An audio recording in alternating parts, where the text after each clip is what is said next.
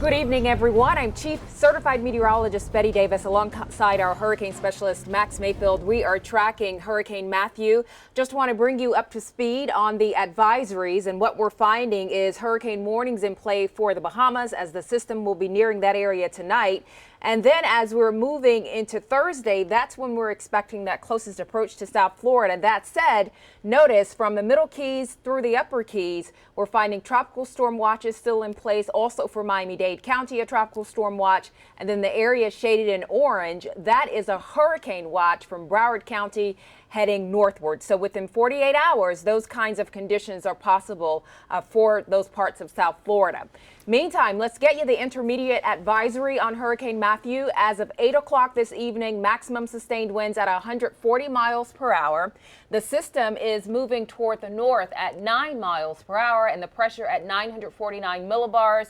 Very strong system. The eye of this hurricane making landfall near the eastern tip of Cuba. And next stop, it's going to be over the Bahamas as we're moving from overnight and into tomorrow.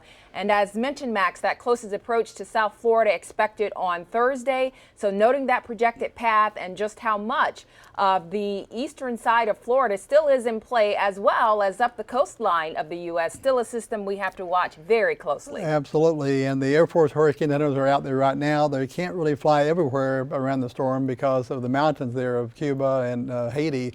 But they are flying down through the windward passes there, and they're still finding really strong winds. And just looking at that satellite imagery, you can tell how large this system is.